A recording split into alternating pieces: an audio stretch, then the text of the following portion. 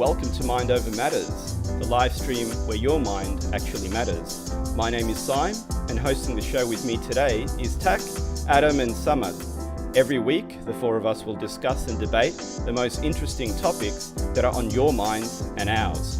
Today is our inaugural show, so before we get into the meat and bones, I thought we could start with a brief intro about why the four of us decided to start this podcast in the first place. And with that, I'll pass it over to Tak. What is your reason for the podcast? Hey everybody, welcome to our podcast. And for us, I guess one of the reasons why I wanted to start this podcast along with you three was during the first stage of lockdown in Victoria, I actually was running a few Instagram live segments with a few of my followers, and I saw that there was a big difference between ideologies and a lot of different sort of ideas and also questions that people had that they weren't really educated on. And now that we have all this time during lockdown and quarantine, like now's the best time to, I guess, get educated, learn more about what's happening in the world and just have an open discussion. I guess that's what it is for me, just having an open discussion. Yeah, on that note, I think the open discussion for me is what's the most important thing as well. I'm a little bit older than all of you, and I'm trying to, in my head, understand what's going on in the minds of, some of the younger folk. From some of the protesting that's going on, the activism, movements within the alt-right, the far left, all of this stuff. To me, I'm trying to make sense of it, and I'm hoping through this podcast, I can better understand, what's, just the thinking behind some of these movements. And I understand it's not just people who are young, but also, the older folks as well. But for me, it's just trying to get to understand different points of view and how they came to those conclusions. Samad, how about you? Welcome to our podcast, guys. My name is Samad, and one of the main reasons why I joined this podcast, and of course, we always talk about these topics that we'll be talking about in the upcoming podcast and the future podcast. We always discuss these things amongst ourselves, and it's always important to put these things out there for everyone to join in on and share their side of the story. And it's a great way of learning and also seeing how everyone else thinks about these issues, right? So we always talk about it amongst ourselves. We will be, of course, looking at, how other people chime in on it. And it's also a great way to, expand your knowledge, because we can never learn enough. It's an opportunity to grow. That's the way I see it. And I really, want to utilize this time that I have right now. And make it a habit in the future as well, to really utilize it better, to expand my knowledge and of course share what I learned. Could be cool, something random, could be anything, with everyone else. So pass it back to Sam. Yeah, I think there's an element of all of that, what you've said, growing our knowledge, and hopefully getting feedback from our viewers and listeners and the things that are on their mind, and try and sort through some of that, get into the weeds and maybe help them understand it as well. What about you, Adam? Yeah, I think out of all of us, for me, starting a podcast, I've had people mention either kind of offhandedly or kind of as oh hey, maybe you should start a podcast or you should do something or other. And I've had some podcasting experience, but I haven't really taken it in a direction, and there hasn't really been the opportunity until coronavirus, right? Simon, you came to us, asking, hey, we should make something, and this was during stage 2 lockdowns, and now we're in stage 3. It's kind of crazy. Stage 4 now. Stage 4, yeah, stage 4. It's it's just mental at this stage, and I think it's a good way for us to flex our not only just our creative muscles, but also our intellectual muscles and learn more about the human condition, which is a topic that I like discussing with people, and hopefully we can not only like learn by talking to each other, but then also help educate people who are interested in listening to us, and as a result have them come to us and reveal stuff that maybe we didn't see. That happens all the time with me. I love learning perspectives that I don't know about. Identifying our blind spots is very important. It is for me, and I know, Adam, it's for you as well. And I think our viewers and listeners can do that, and can, if there's blind spots that we've got in some of our rationale or explanations, or as we're discussing these topics, please yell out and chime in. Send us a message. We're on Instagram. We're on Periscope, Twitter, YouTube, Facebook. Ping us and let us know. Yeah. And speaking of which, I guess we'll jump into the first topic. And it's about TikTok, right? Now, speaking of social media, let's just go straight into TikTok. Yeah, straight into it. Now, as many people have been noticing, there's a lot of controversy that's been surrounding TikTok at the moment. At the moment, there's talks about it being sold to Microsoft. That's kind of been the latest news point that's happening. But it all kind of spurred from, I think, late June, when the latest iPhone update, iOS 14, exposed that the TikTok app was actually copying your clipboard in the background, even when the app wasn't functioning. Now, for people who don't know, the clipboard is essentially what you're copying. Like every time you select, words and you're, selecting copy, that's something that your phone is keeping as memory for you to then paste or use later on. Now, TikTok was collecting that outside of the application and sending it over to their databases. And people kind of got exposed with iOS 14, and then everybody started being like, oh wait, hold on, what the hell is happening with it? And I kind of installed the app because I was like bored during lockdown. I didn't really use the app. I was just like, oh no, I'll see. But then when I saw this, I was like, no way, deleted, right? And I think a lot of people kind of already had that mindset as well. For example, the US military banned TikTok from being used on government issued phones, for example. I think Australia also banned it in January too. Like they followed the movement along with America.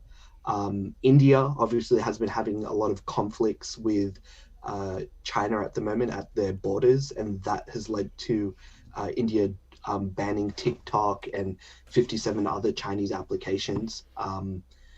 Big streamers like Ninja, he's a big Twitch video game streamer, he deleted TikTok because everybody's kind of worried about the privacy concerns surrounding TikTok. So I guess Samad and Tak, I know you guys have been or have used the app. Yeah, you guys are shills for TikTok. Give us your perspective. I'm not gonna lie, I had like a list of TikToks that I want to make. Like I had ideas and this and that.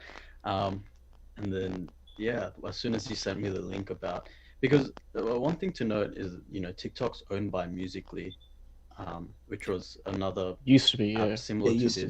Used to be more common and more I guess that used to be the more available. It's owned by the CCP now, the Chinese Communist Party. CCP now. But it was really popular amongst like the really young teenagers, right? And there's just way too much controversy, and I always found it sus that that Musical.ly just decided to shut down out of nowhere, especially since like the platform was doing pretty well, and then they bought TikTok, started using that platform, and then now we hear about this. So like it kind of made sense that why Musical.ly just stuffed up.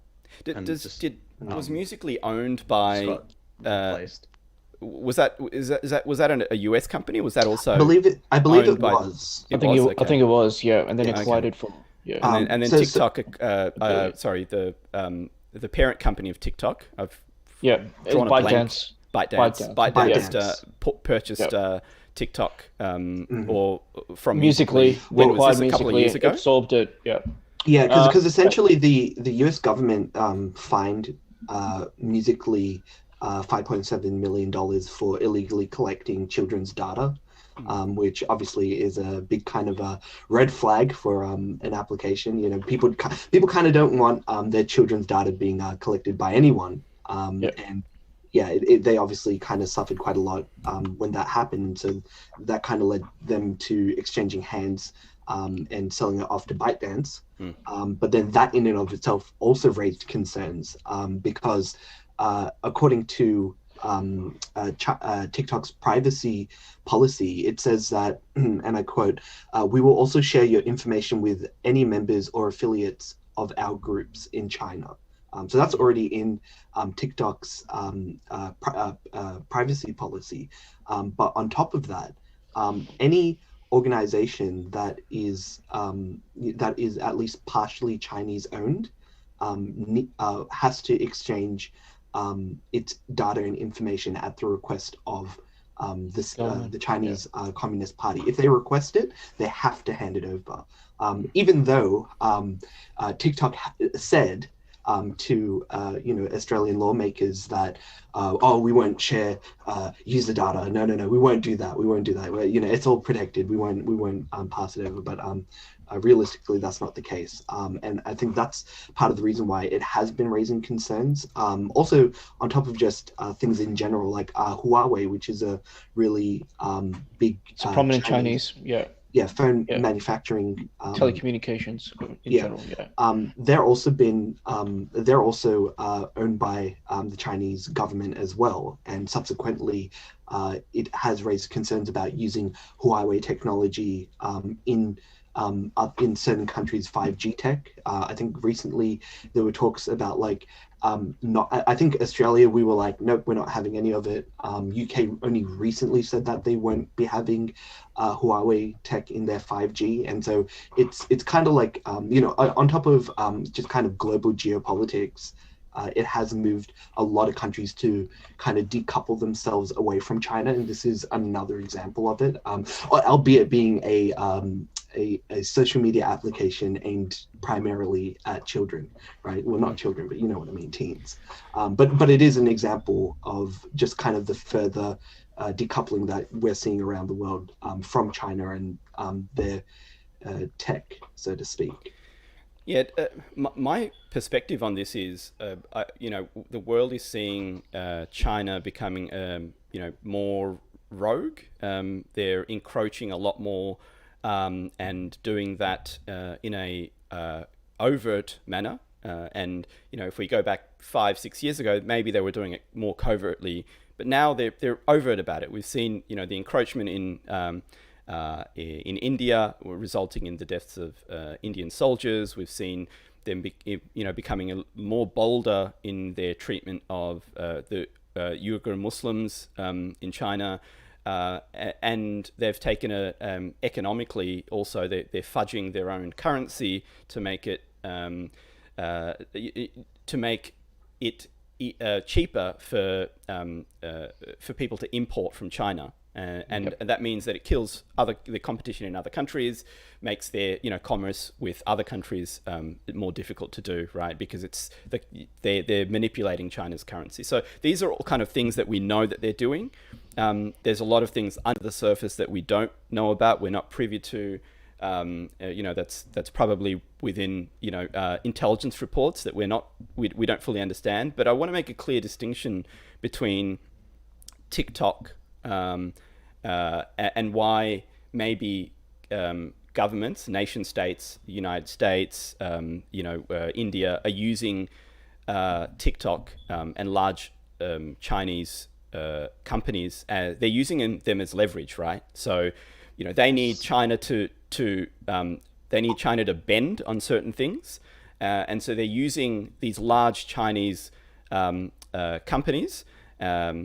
Social media platforms to force China's hand, which is maybe that strategy will work, maybe it won't. I think it's yet to play out. I think it's still in its early days. China plays the long game, but that's one aspect. I think the international community are using these companies, Chinese companies, as leverage, as bargaining chips to say, China, if you want to play with the big boys, you need to play by the rules, or we're going to completely shut you out. And again, I don't know if that strategy will work. We'll see. But TikTok, I don't think there's any evidence that TikTok has been sharing. So if you're screen grabbing or screen scraping, clipboard content, that could be used for a number of different reasons, right? So it could be used for marketing purposes. So yes. For example, I think everyone has a story about this where they've said in a conversation with in a private conversation with someone, they've said, "Oh, hey, I'm looking for this product," and no one's around. They didn't Google it. They get home, and that's that product is what comes up on in their advertisement. So this happens, and so does that mean the microphones are spying on you on your phone? Possibly. They're probably listening. When we go on a website, when we use an app, we leave behind breadcrumbs, and that breadcrumbs is data, and so that data is valuable because it means that it can be sold to third parties to data mine and sell you more stuff or target you as for marketing campaigns. So could be, and again, I'm just playing the devil's advocate here, that I don't think any state authority. So when Pompeo went up and said, China's, TikTok, we're going to ban, they've been doing this. Well, he hasn't presented any evidence that they're doing that.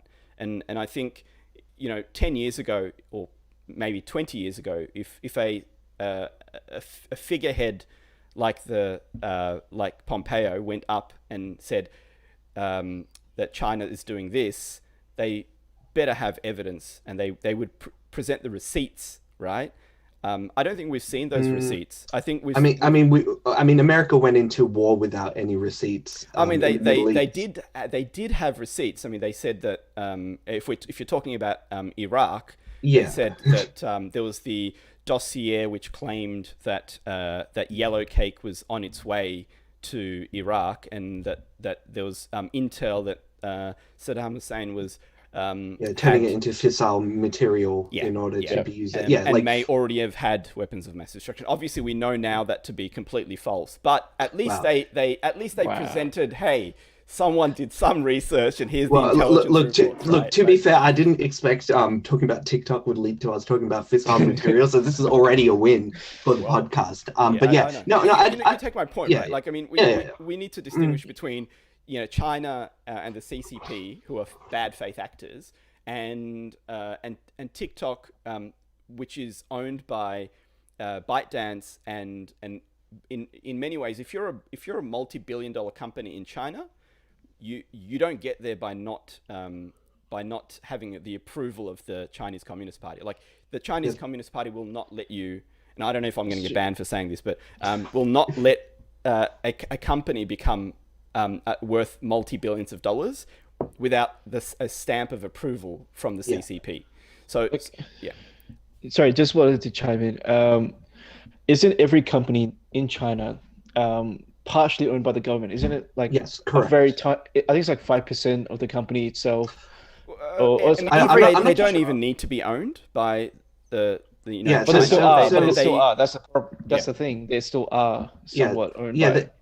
So there was a law passed, I think, in 2017, which is the China's National Intelligence Law. And essentially it says as a part of its edict is that, organizations and citizens are required to support, assist, and cooperate with state intelligence work, right? It's labeled in such a way to be vague and broad so that any and all information that the state requires, you have to comply, and you have to give your information if they desire. Now, obviously, being the CCP, they've never done anything wrong. They've never put anyone in any kind of concentration camps.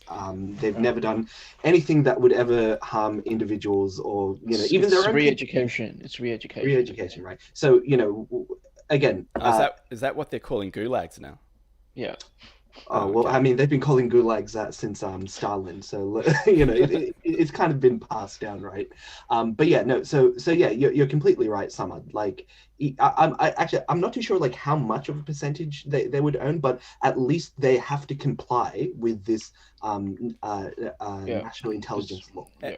Yeah. That's the main. I don't want to beat the drum on this too much, but I don't think that's too much different from the laws, the intelligence laws in the United States. So if Homeland Security request a private enterprise within the United States on information about an individual, they under certain conditions they have to comply, right?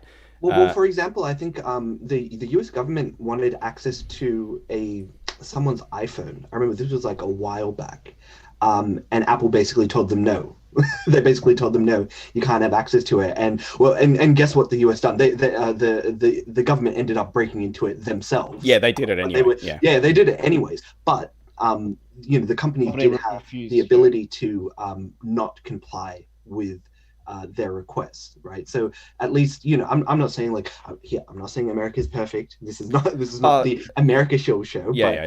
But I'm just saying like in terms of access to people's data, and it being ubiquitous, and then also like you were saying like with China kind of saying they're playing by the rules but kind of aren't. This is kind of an expression of that, and I think more and more people are kind of becoming more aware, and I think there's more there's a stronger political will because people are more aware of all this stuff happening, and that's why a lot of countries are using like TikTok as like leverage, like you said, in the global stage, because more people are like, yeah, China did that, therefore I'm going to be okay with the government doing this. Like that's the way I kind of see it. But I guess the reason I wanted to mention that, yes, US security apparatus also can get the data if they want to, private data, whether it's from Twitter or from Facebook, they can access it, and they have back channels into sure. There's backdoors Prism, into those there's companies. So that we know about that's well reported by a number of different whistleblowers. So then we know that I wanted to mention that because there's a difference, because as critical as I am about the United States, they're still a democracy, and they're a high functioning democracy, right? There's a difference when a high functioning democracy, which has checks and balances that won't abuse the data that they have, right? Because there are those checks and balances. There's a difference between that and when a autocratic Whoa. They say they're the Democratic People's Republic of China. What are you trying to say? Yeah, sorry, the Democratic People's Republic of China, right? Right. When the Chinese Communist Party, the CCP, who are bad faith actors, and journalists go missing all the time, billionaires that don't comply go missing all the time, things are censored. I think there's a big difference between them having access to social media data and the United States having backdoor access to social media data. I think it's not apples and apples, and I just wanted to lay that foundation out there, because yes, I am saying that US apparatus does have access, but it's not the same thing as a completely bad faith actor having access. Yeah, and look, and speaking of which, like one of the main things and actually I want to kind of get your opinion on this, Tack, is with Microsoft owning will potentially purchasing TikTok, right? My view is that the concerns that the general public kind of has about TikTok taking your data doesn't disappear with Microsoft owning it all of a sudden, right? Like all the potential kind of backdoor, China might still have like access to it in some capacity, because they're not against stealing unique IP and integrating it with their own system. So even when you sell the main systems to them, they'll still be able to use whatever backend access that they have. So I guess you left TikTok because of all the stuff that you saw with that got leaked with the data that TikTok was collecting. Would Microsoft purchasing TikTok make you want to jump back onto the platform? I guess with Microsoft buying it, it's going to be a bit different because obviously, it's different company owning TikTok, but I still feel like they're still going to be using your data. What they do with it might be different to what TikTok's doing with it, because. And we've lost Tack. But, no. He just dropped off for a little bit. Okay. Okay. Yeah. Can you hear me now? Yeah, you might have to turn off your 4K stream Netflix, bro. Yeah, man. I don't know streaming Netflix. But it's all good now, right? Yeah. Yeah. Okay. I was just saying, with Microsoft owning it, they're still going to be, in my opinion, still, I guess, still monitoring people's stuff. They're still going to be stealing people's data. I don't know, because Microsoft don't. They've never done this before. They haven't successfully built a social media platform big enough. True. That's true. Big enough to Very mine data of individuals. So well, not yet. My thoughts on the matter about if Microsoft were the winning bidder, because we don't know if it's Microsoft may make a bid, Google might decide to outbid them, but both of these have failed in the social media game, and but they're also, both of these companies are in the top 5 based on market cap, right, of companies in the world. So top 5 by market cap. So Microsoft may not have the infrastructure to be able to mine that data like Facebook would, for example, or other, even Google's probably got the right tools to be able to mine that data, but I don't think Microsoft at the moment do. So it might take them a couple of years for them to figure it out. So I'm hoping it's Microsoft that end up buying it. Well, yeah, there's a window, right? There's a window when we can kind of be on that platform. Well, look, we prefer the devil we know versus the devil we don't, right? Yeah. What do you think, Samad? No, I was gonna say, in terms of Google, I guess you could call YouTube a social platform. It's not the same as a typical social media platform, but it is an old way of communicating. It's where, it's in a very funny way. That's how YouTube started. It was people started putting in their own videos, and then it was people bootlegging their songs and movies, and then of course the regulations came in. But that's the only thing that's going for Google in terms of, I guess, social media, right? And besides that, they don't really have a platform like like Facebook does. They tried. They tried. Google Plus failed.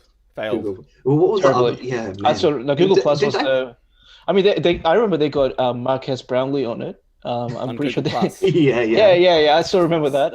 I remember when Google Plus dropped in. They probably got him to say, a few good things about it, and he would post his videos on Google Plus. But I don't think anyone was really following up on that. I think honestly, I think with social media, it's celebrities that make or break it. And look, to be fair, that's also, I don't necessarily think that's true either. Like, you look at Mixer, right? Mixer was a streaming platform that was supposed to compete against YouTube gaming and Twitch. Supposed to overtake Twitch. And it completely failed. Like, that's whereas because Microsoft bought it, didn't they? Well, they created it. They bought it. Curse of Microsoft. But they also tried to inflate viewing numbers and getting people to come onto the platform by getting big streamers like I think Ninja and I think Scarce, I think it was the other big streamer, and essentially people just came to those platforms to watch those people, and they didn't get the streaming numbers that they did on somewhere like Twitch. But once their streams were over, they didn't stick around, they didn't try and explore, they just left. And it's quite the same. So those individuals didn't have good contracts, right? So they would have just left if. They already did. Because essentially because Mixer's now defunct. and they were given the opportunity to renew their contracts with Facebook Gaming because I think Microsoft did a deal with Facebook Gaming, so people had the option to jump onto Facebook Gaming and do that, and they were just like, nope, you have to buy us out, and yeah, so they got their money. And now I think they're going on to YouTube, or they're kind of playing around with being freelance at the moment. I think is Ninja on Facebook Gaming now? From what I thought he was on YouTube, but I don't want to. One or the other. One or the other, right? Yeah. But with YouTube, like, you know, there was like an organic kind of growth because people were already there to watch videos, and naturally they wanted to compete with Twitch, which used to be a more exclusively video gaming streaming platform. Now it does now they have like IRL content. There's a lot of kind of variety stuff that you can do on Twitch. It isn't just gaming now. Whereas like YouTube's moved over to gaming. And if you look at the stats between the growth between YouTube, Facebook Gaming, and Twitch from this time last year, they've all grown by upwards of like 200% in terms of viewership, whereas Mixer only went up by 2%. I'm not joking. These are the numbers, and that's how poorly it did, and they tried to just funnel people's interests through celebrities.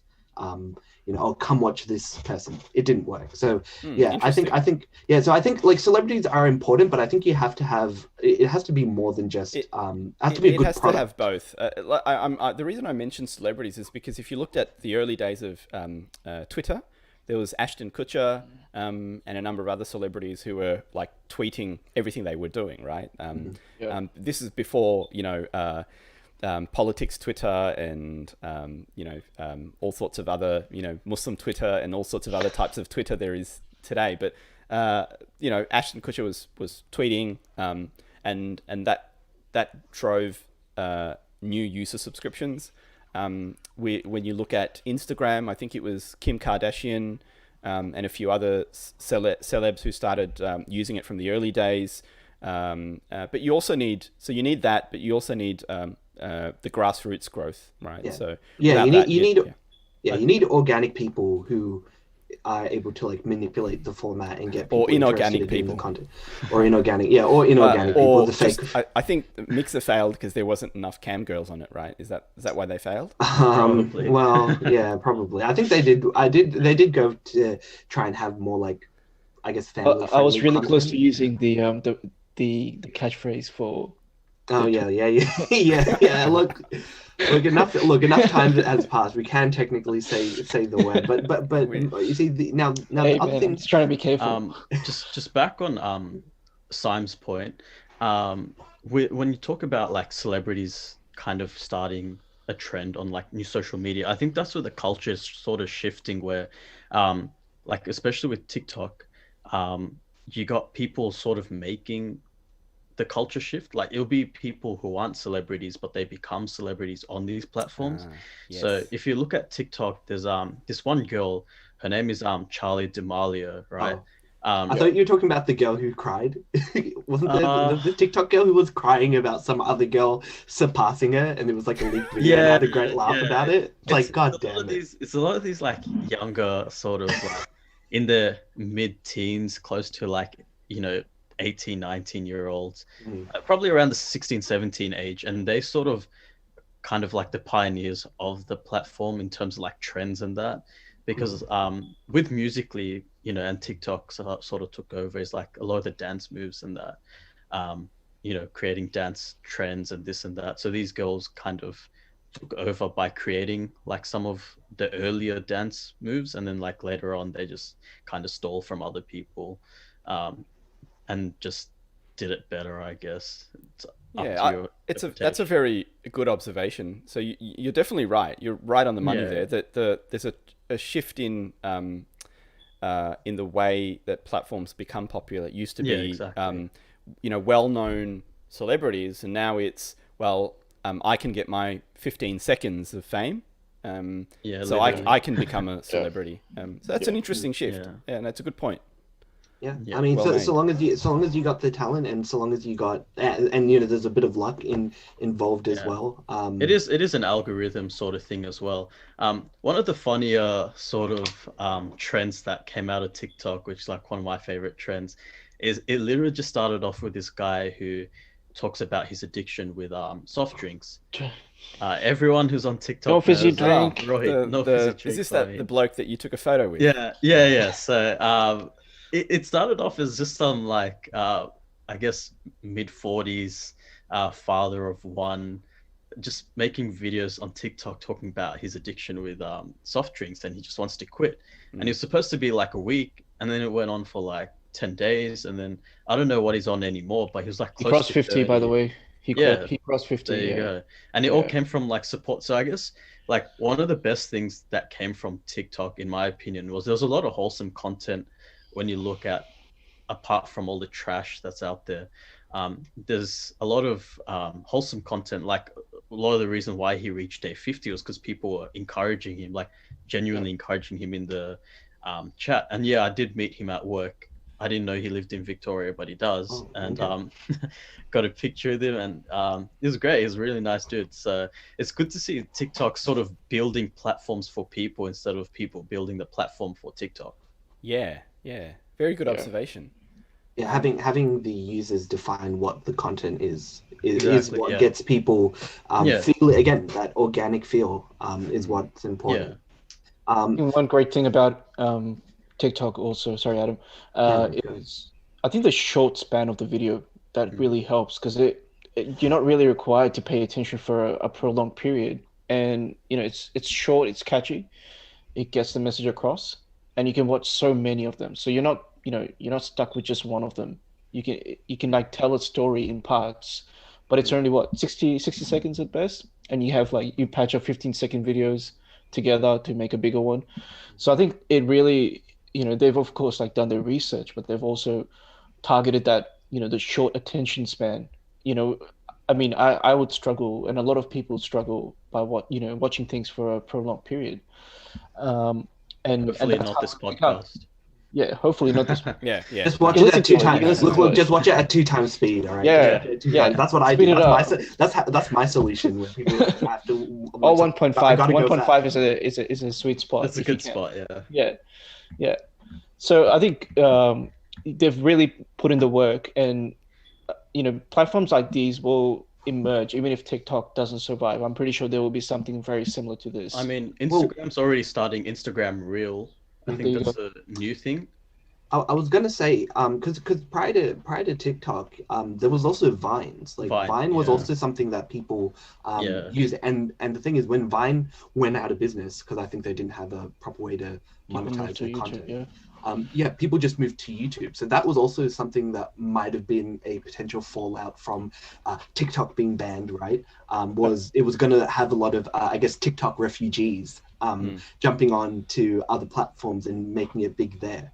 Which is the case. I think like big celebrities like The Paul Paul brothers. like Logan Paul and Jake brothers, Paul, yeah. the Dolan Dolan, twins, yeah, yeah. like all these, and the thing is, it's already kind of happening now, like in the sense that like you mentioned with Instagram Reels, right? I think Facebook are trying to poach and buy TikTok creators and have them come to their platforms, like very similar to, they're trying to do like a Microsoft, right? They're trying to grab, celebrity, like TikTok celebrities to come over to their platform and make original content there to get eyeballs on their platform. And Facebook's kind of gotten in trouble recently. I think they were being questioned by I think the Senate in America about IP stuff, and I think one of the senators were like, yeah, well, Facebook engages in stealing competition and competition IP, and like she was just like explicit with it, and Mark Zuckerberg, being the robot he is, just like, no, I don't like the framing of your beep boop question, right? Like it was quite, it's quite. But the funny to answer is watch. yes. Yeah. Yes. The answer is technically yes, right? And so this is another example of them trying to kind of poach people. Yeah, go. Just on a short tangent, like I guess why Facebook is sort of poaching people from TikTok and a lot of these young influencers, because I don't know if it's just my understanding and like my experiences of Facebook, or if it's just like for everyone. But I've seen a lot of like the younger generation, like they don't really care about Facebook. Like Facebook is kind of run by a lot of like the I guess like boomers? Boomers. Yeah. Yes, You can say that. 100%. It's not a band I word. didn't want to. I didn't want to. Yeah, it's not a band word, not yet. I didn't want to offend you, bro. You just can't say that. You just can't say that when if I know we've got your a boomer feelings guest. are hurt whenever I No, bring up it's boomers. fine, man. It's fine. I'm crying inside. But yeah, with Facebook, like a lot of the younger generation, they don't really use Facebook. Like it's more Instagram that they're on and Snapchat. So even like I guess people my age are like kind of the last generation that I know of, like in my community and that still use Facebook. So like, you know, maybe this is their desperate attempt to try and bring in a lot of the like younger generation.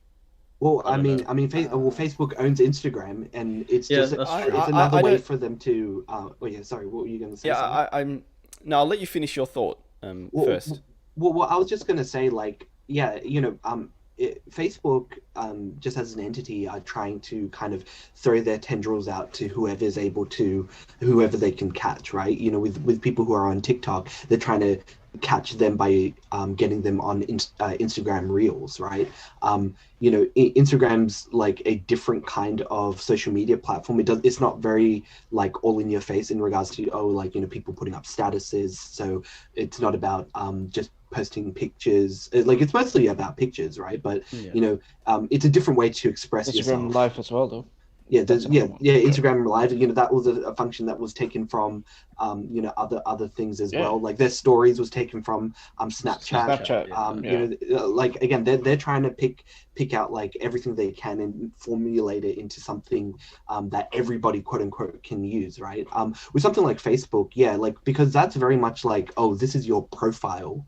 And all your life is supposed to be like that, but I think a lot of people kind of don't want that anymore. They don't want to have all their like baby pictures plastered like from the beginning when they're like coming out of the womb, right? So they want that kind of privacy, and other social media platforms are providing that.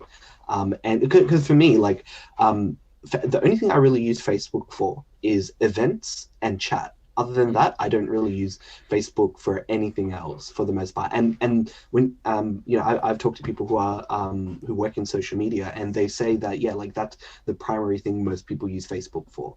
The average person doesn't really, do much outside of that. So I think very much they are trying to branch out and try and capture a different target audience by implementing new tech within social media. Sorry, Simon. No, I just wanted to add. Just wanted to add some interesting facts about Facebook. We're talking about Facebook as a company. I think they're in a very interesting spot at the moment. So I was looking at their concurrent users. So that data, of course, it's a bit diverse. It's not, it doesn't always mean that it's someone who's on it actively. It could be someone who's logging in once a month, or just checking in. Maybe for listings. It could be for Adam mentioned, events. It could be for pretty much anything that's calendar entry.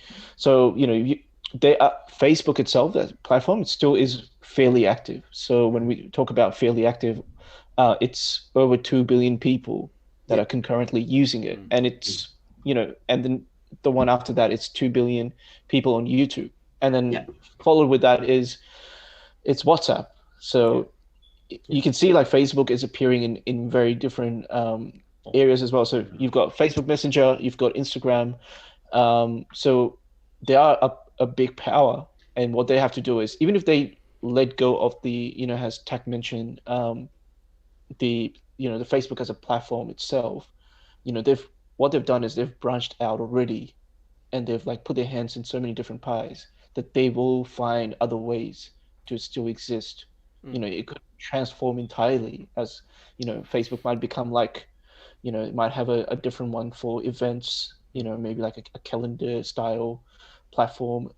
You've already got a Messenger, which is a completely different app. You can, you could deactivate your account and still have access to the Messenger to a certain degree. So, that makes it very versatile, if you want to call it that. So I don't think like Facebook is what it used to be initially. right? Like I remember during the MySpace days, and I had a classmate who would like tell me, "Hey man, you gotta like sign up on the Facebook." You know, this is back when it was Yeah. called the The Facebook. Facebook, yeah. Yeah, yeah, and I remember when it was like that bleak blue color.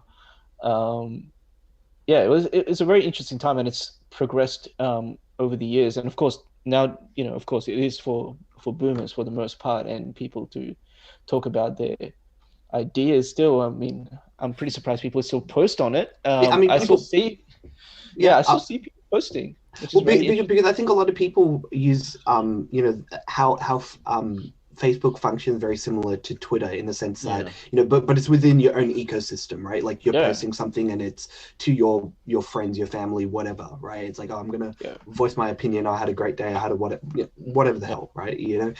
That's the basis Okay. of what Can Facebook is can we used can we for. use the K word Okay. for describing a certain like Karens, what's the yeah, word? Karens Yeah, aren't yeah. Karens Oh, aren't what. is it Even discrimination? Murdoch News use the word They use Karen. it. So I think Oh There wow, you oh, go. we're Yeah. good now. We're good. If Murdoch can Um, use it, we're Affiliate. good. Also, it's something that I just want to build on what Samad said. Like other countries function very differently to Western countries in terms of what they use different social media for. So whereas like in the West, maybe like they only really use it for chat and events or whatever. Other countries might be more active on different functions that Facebook provide, and I think that's also another reason why, like you said, it's being used by 2 billion people Mm. I reckon concurrently, which is WhatsApp. crazy. Yeah, I reckon WhatsApp is mostly run by all the brown uncles and aunties anyway. So Well, yeah, Yeah. funny that you mention WhatsApp. Now, one of my concerns with TikTok and it kind of either going back to Microsoft or even in the hands of China is that there are instances of like hacking tools in the past that have been shown to be able to bypass applications in order to get to user information.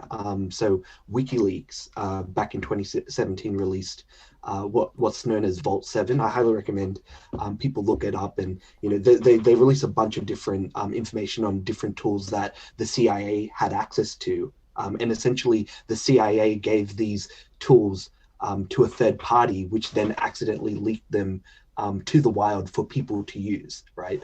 And one of these tools involved being able to, so in applications like WhatsApp and Viber, they encrypt your messages so that yeah, so that people can't read what you're writing, like in between from one person to the other, right? Like some of these malwares, some of these tools were able to bypass the process before the encryption happened, and had access to your data, right? And these are just tools that were released in 2017 that we know of, and there might be more that are used by agencies, whether they're China, whether they're America, whatever. And again, this is part of the reason why, your user data can more than likely be accessed by someone or by organizations and potentially by people if they wanted to. We just don't know what they are at this stage. So that's just something I wanted to put out. Also, there was one particular tool that was called Weeping Angel. I don't know if any of you guys have watched Doctor Who before. yeah, that was a great episode. Yeah, Or okay. set of episodes. The Weeping Angel was fantastic. Highly Yeah, recommend yeah. it. Yeah. You see, I've never watched Doctor Who, but I've seen that episode because I've been told like, oh, you need to watch this. It's pretty cool. So essentially, in the show, there is I don't know if you've ever seen like the statues. I think maybe you have some, like, when you've went to Europe before, where there are yeah, angel statues with their hands covering their eyes. Now in the show, it's kind of shown as there's a creature that looks like a angel statue that when you look at it, it doesn't move, but the moment you blink or the moment you look away, it starts like trying to get to you and trying to like kill you essentially. Kind of right? like Toy Story, right? When Yeah, you're not yeah, letting the very, toys come to Yeah, life. very much like dark Toy Story. version of Toy Story. And one of these hacking tools was it was called Weeping Angel, and it was a tool that was created alongside MI5, and essentially it hacked, I believe it was Samsung TVs that had a little camera on it, and when the camera is on, it would show like a red light. And basically this hack would make it so that even when it's off, the red light would be shown as off, but it would still be streaming, and it could be streaming that person over to whoever wants to spy on them. I do like it that they called it Weeping Angel. I thought it was very much it's very in clever. line with Very fitting, yeah, it's very yeah. clever. I like that people spying on us have a sense of humor. It reminds me of that FBI meme, you know. Where, Your FBI guys is watching you. yeah, they're watching us. They care about us, right? They're doing it for our benefit. But yeah, any final thoughts about TikTok and look, I've got a lot to say about Facebook, but I think we've probably spent a good 50 minutes, maybe 45 minutes talking about the different social media platforms, and so I think we should move on to another topic. Yeah, sounds good. Well, the next topic is actually about hacks. A while back, on I think mid-July, there was a bunch of different social media accounts that were that got hacked, like Apple, Barack Obama, Joe Biden, Bill Gates, Elon Musk, Kanye West, all these high-profile people with blue check marks. I think it primarily targeted people with blue check marks, right? Yeah. And essentially put a cryptocurrency scam where you click on it and you give them your Bitcoin. It's like wasn't it doubling the amount? It's ridiculous. It's a classic scam, right? It's one of these scams that has been existing for years. I remember playing RuneScape, and I had this particular you told me about that. People did these scams because they'd be like, oh hey, look, if you drop a hundred gold, I'll give you, and let me pick it up, I'll give you 200 gold, right? That's how you fish them in. Yeah. And then when they do, it's like, oh yeah, hey, this guy gave me 200 gold. And then when you give them like 20,000 gold, your entire account, they just take it and they go off. That's essentially it, right? Like these kind of scams have been existing for ages. And I think it accumulated about 150,000 dollars or something like that. It was a lot in terms of Bitcoin.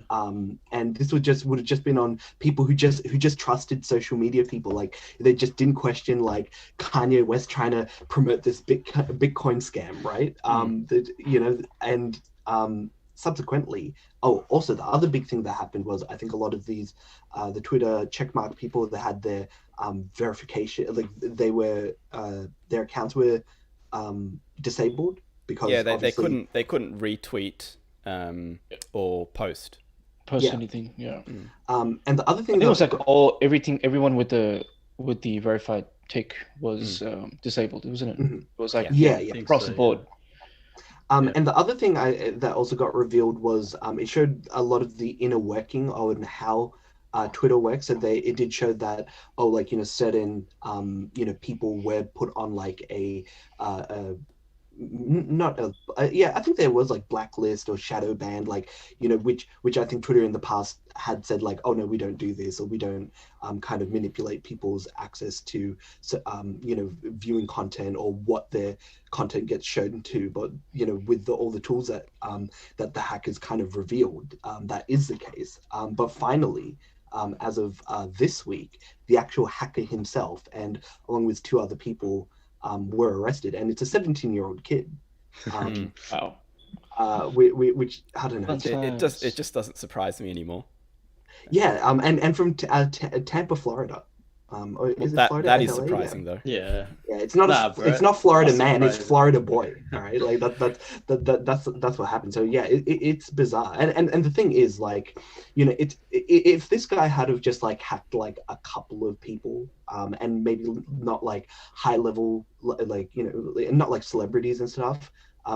Some celebrities, it probably wouldn't have been too bad. But the moment you try and hack like the president of the United States Twitter, or a former president of the United States Twitter, like that's when the FBI gets involved, and that's when people would start like knocking on his door. That's essentially what happened. I kind of think it would have happened all the same whether there was an ex-president or not, because they targeted very well-known blue checkmark individuals, right? No, but imagine not you and I, including the richest man in the world as well. Yeah. But imagine like there could have been a more smarter way that he could have gone about trying to hack people. Yeah, Well, because He went straight for somebody who has Big like sharks, you know, man. I find it a bit ironic because the kid Yeah.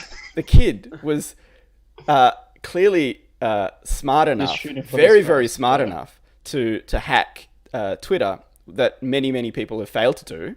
I think but dumb enough to get caught. Well, here's the thing. I think the thing is like when it came to hacking, I think like essentially I think all the details haven't been released as of yet in terms of how they were able to do it. But more than likely, a lot of modern hacking involves like being able to get like backdoor access. So it would have been potentially like a Facebook moderator, maybe in another country, gave him access, or he was able to get access through another means, not by brute forcing it. I don't think any of this was brute force, and the fact that he got caught means that he's not a he's not a mastermind in that regard. Yeah, he's not a hacking mastermind. Yeah. He's not Team Anonymous. I think it was just okay. So will he be recruited by the CIA? Well, it depends on whether, because there's lots of different ways of hacking. So if he's just found a laptop lying around and left unlocked, and he's been able to use a Twitter admin tool from that laptop, or somehow got access to a Twitter admin tool and the account, it's not sophisticated hacking, which is probably most likely what happened, and which is why he got caught. But if he was a hacker, a real hacker, he'd find lots of different ways to obfuscate his location and scrub breadcrumbs. I don't think he's done any of that. So I don't think he's a very sophisticated hacker. It may have been either dumb luck or... but in any case, he's pretty smart. He's come up with he's targeted blue checkmark individuals, because I think people almost blindly follow, people of authority, right? And then posted this scam, which is... I think there was like a stat when this was happening. It was like the hacker made like 58K or something in like 2 minutes or 3 minutes, just because like it was on everything. Because I remember like... Ridiculous. Because I have post notifications for Kanye, and it's not the best idea right now, but yeah, I got post notifications. Or anytime. No, look, all right, because when this was happening, right, this was before the rally, so I think the hacks were before his his Twitter rally. Yes, correct. Yeah, so this was when he was just promoting his album, this and that, and I was expecting something to be about the album. When I saw that Kanye West tweeted, I was like, okay. So I checked the thing, and it's like, the typical, I'll double your money, whatever the message was. I can't remember it. And I was just confused. Like, I knew this was a scam, but like, this was the first time I'm seeing... Did you lose money? I didn't invest any money. The only money I've invested in Kanye is my Yeezys, all right? That's the only money The I've right invested answer would have been, Kanye. I have no money to lose. Okay. But pretty much. So I was just like looking at the retweets, and people are like, oh, not Kanye, he got baited. And I was like, okay. So I researched, I looked into it. I saw Bill Gates as well, Elon Musk, all these people were hacked too. And then I saw like the comments, and people were like actually like kind of falling for it. I'm like, you do know we live in 2020, like... Yeah, well, it was very sad. It was extremely sad. Like, okay, I get People it's a still blue fall check for mark. the Nigerian scam. Exactly. I was gonna say this is like the Nigerian. Prince. Oh, send me $2,000. I'll send you $1 million. Prince of Nigeria email. Fun fact: I don't know if you guys know this, but Prince of Nigeria scams existed back when letters existed. You used to get this stuff in the mail. Yeah. About inheritance. My dad got letters in the Oh, mail. really? Well, Yeah, he almost fell for it as My well. dad as well. He was like, I was gonna ask should I you send guys. the money? And I'm like, no, you shouldn't, Dad. Yeah. I was gonna ask you guys, have you guys ever received anything like that, like yourself? Yeah. Well, I've received. I think most of my stuff gets filtered into spam, but It's All right, bro. The letters are more realistic though, because they, actually sending it to your handwritten. address, and Yeah. it's got a proper letterhead, and it's really, really They had like great pictures as well, English. from what I remember. They had like pictures of Yeah, like they the send estate, photos and like, yeah. oh, the Prince of Nigeria, this is his house, just in case you don't believe us, you know. It's not from Nigeria anymore. It's like another Yeah. country. It's Yeah. um, But I It's remember Buckingham like, Palace. yeah, but even like now, I remember the other day, like my dad came up to me and he had like an ad. It was like you get like a voucher or something if you complete a survey. So they're making it like really realistic these days, because you do get stuff like sometimes if you do some of the surveys that people ask you, but this was like so fake, and they were asking questions that had not. It was like a Aldi gift card or something, right? It had nothing to do with supermarkets at all. It's literally a scam to steal your data. My mum Yeah. sends me, forwards that stuff, that Yeah. chain mail to me Oh, all the remember- time through WhatsApp. Yeah, Oh, okay. WhatsApp, I think, is like the platform for chain mails, right? it is. Yeah. Well, yeah, Hey, well, messages. I remember chainmail used to be like a thing like people used to do like, back in the 90s and stuff, right? Like you get Yeah. like one thing and you send it over and it kind of died. Like I don't use Yeah.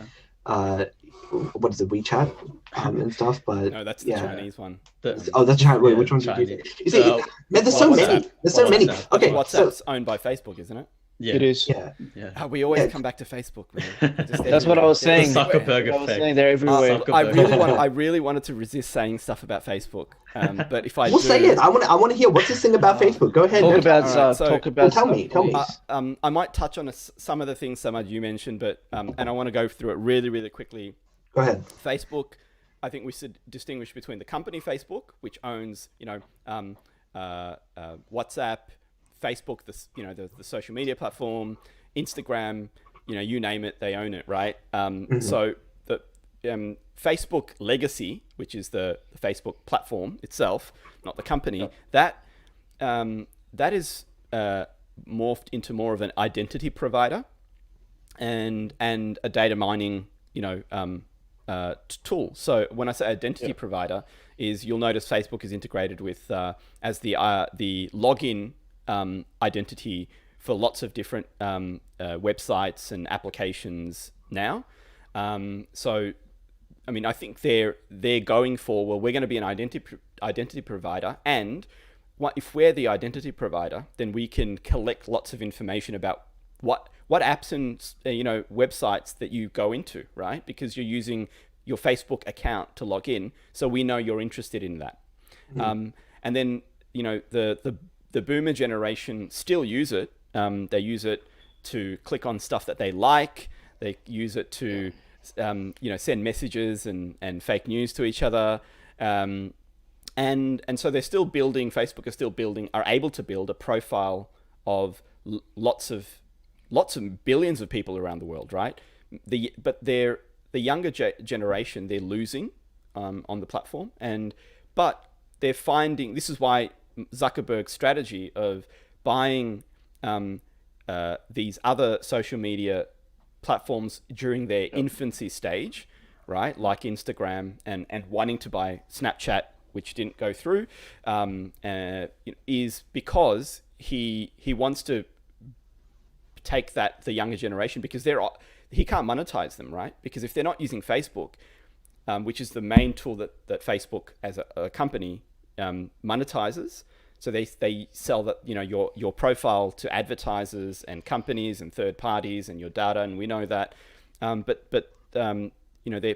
younger generation are moving away from that, but Facebook, the company, is still buying these other social media platforms out. So I wouldn't be surprised, if Facebook, I don't see Facebook going anywhere. They'll be as pervasive as Google and Microsoft are today. I think they're morally and ethically a horrible company, but they'll be a very successful one. Yeah. Use their shareholders. Use AdBlock and VPNs, guys. We'll get a VPN. We'll get it. Yeah. Advertisement. And maybe one thing you guys don't know about Facebook is Facebook Workplace. Sponsor. Facebook Workplace is so Facebook Workplace is Facebook, but for companies. So if you're a company and you want a way to collaborate with your organization, there's a Facebook Workplace which is not part of Facebook public. So, you know, you're not able to get onto all the public stuff, but you're able to share. But they're going to mine that data, right? Because you still use a Facebook account or login. And I know that lots of, you know, companies around the world, especially companies that are in, you know, in manufacturing, like kind of blue collar type organizations, they typically use Facebook Workplace because most of their employees already have a Facebook account. So there's not, and they're already familiar with Facebook. So they don't want to move to a new tool to collaborate on. So they use Facebook Workplace. So I think they'll be around for a while. There's no getting rid of them. In fact, they're probably going to get bigger. They've made leaps and bounds into VR and AR, and I think that's where they'll continue to go. And if once they corner AR and VR, I think you know, there's nothing that's going to stop them for several generations. Yeah, I mean, don't they have a partnership with Oculus? Yeah, they do. Yeah. Did they buy out Oculus? They did. That's what I'm trying to figure out. Yeah, they bought them. Yeah, they did. The Yeah, Oculus Rift. The brand of And this is why Zuckerberg will continue to be successful because and you know, accrue more power and wealth is because his strategy is keep buying very successful successful platforms during their infancy and figure a way to integrate those feature sets into Facebook Classic, and then you know, then get them all back onto Facebook. And even if they're not, that's all right. They're part of the Facebook ecosystem.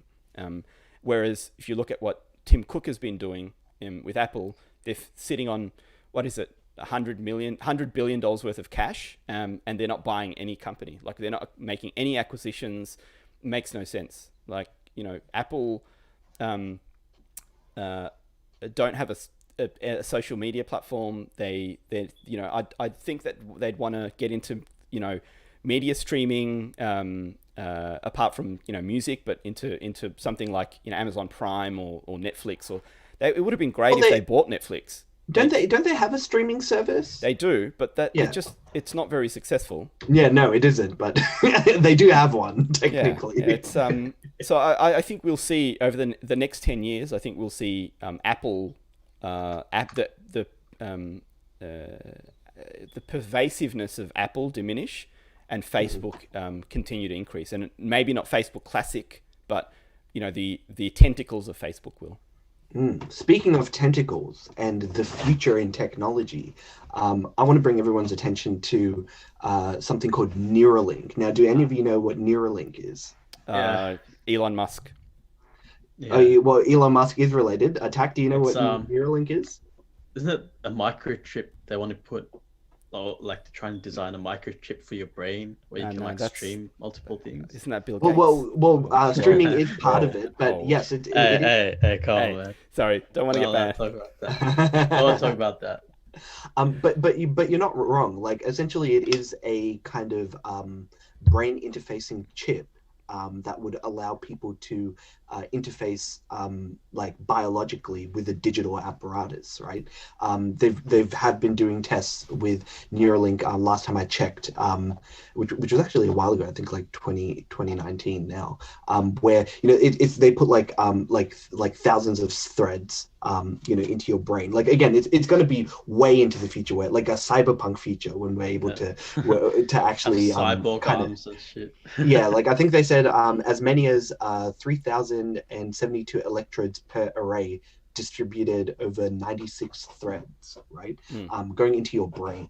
And I think they were able to do like successful tests. Like, you know, you'd look at a screen and like you'd be able to move the mouse across like where you wanted to. So they were doing like some testing in regards to stuff like that. Was that with your eyes? Like when you're like so it's like your brain. Yeah. Being able. It's actually not using your eyes. You're actually using your brain. Yeah. But are you using your eyes to direct it? That's my. No. You're not. You're using completely. Just completely using your brain. Yeah, like you're using your eyes as a medium for your brain to know where you want to move. It's not like. Yeah.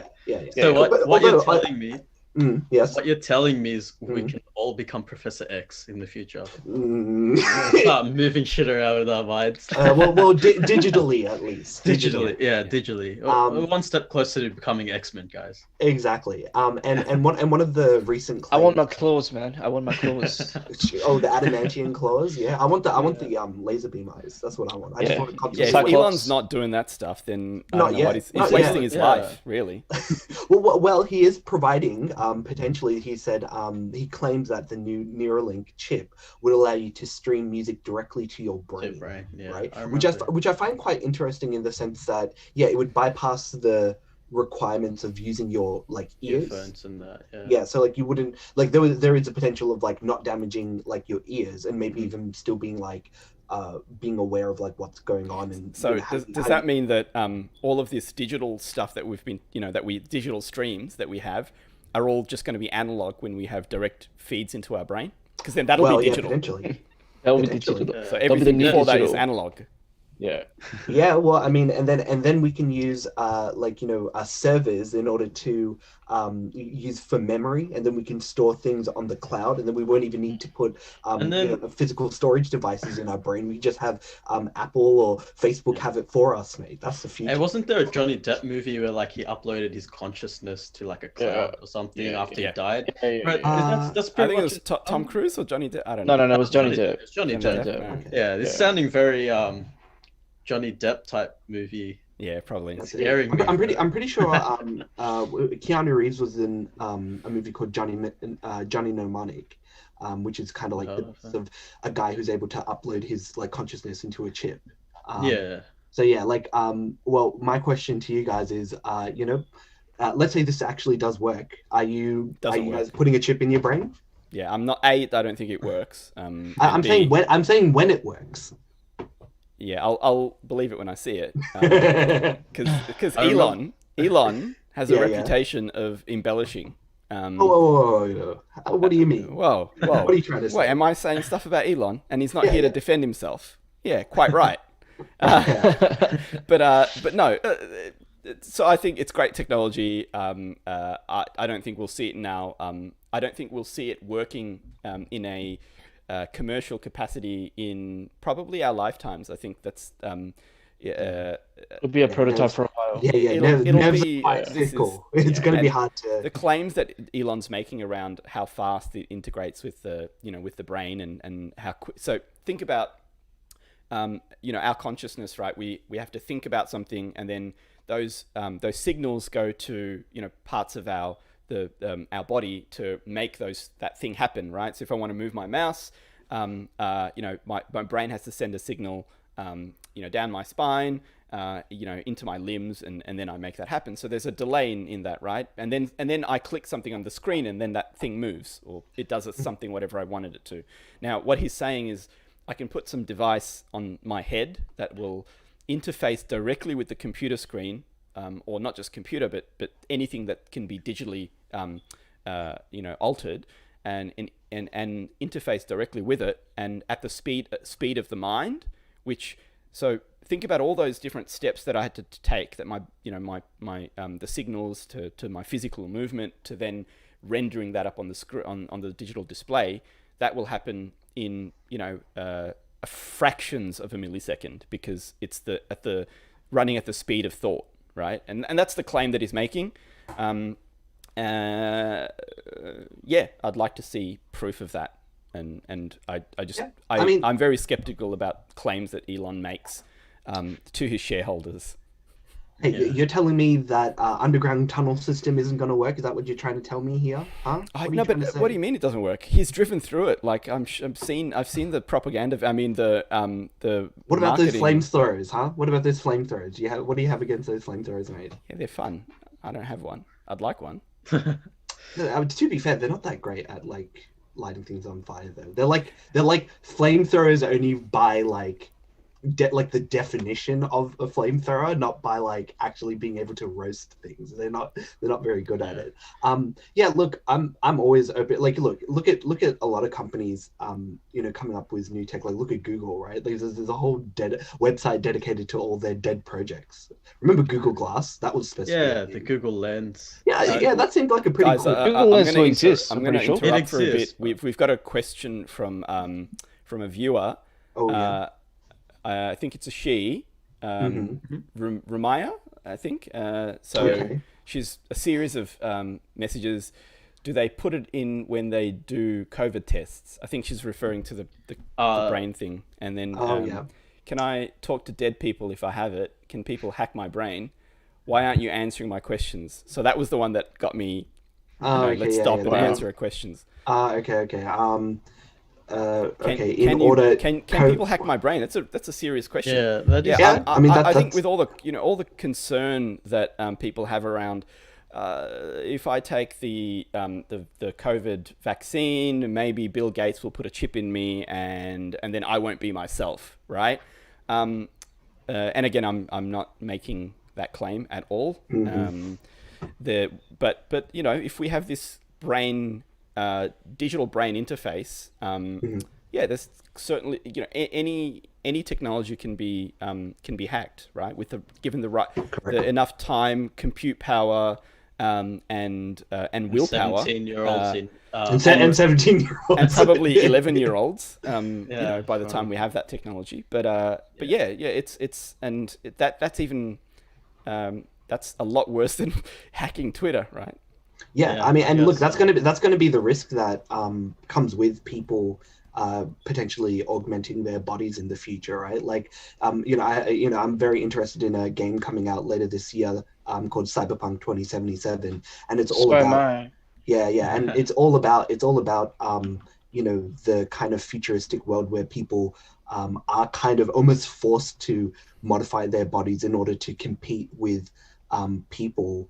Because, for example, like, if you're a laborer, right, and you're competing against people who have cybernetic arms who can lift like 10 times the weight of a regular human, like what choice do you have than to like chop off your meat bag arms and replace them with super cool Jack's arms, right? That's something that and cyber chips and brain chips fall into that category. And in the game, and again, these the game itself came out as a tabletop game back in the 80s, I believe, and have predicted like a lot of stuff, like even that we're kind of dealing with right now. And yeah, it could be stuff that we're dealing with in the future when it comes to body modification, whether it be digitally or biologically as well, if we get into genetic engineering.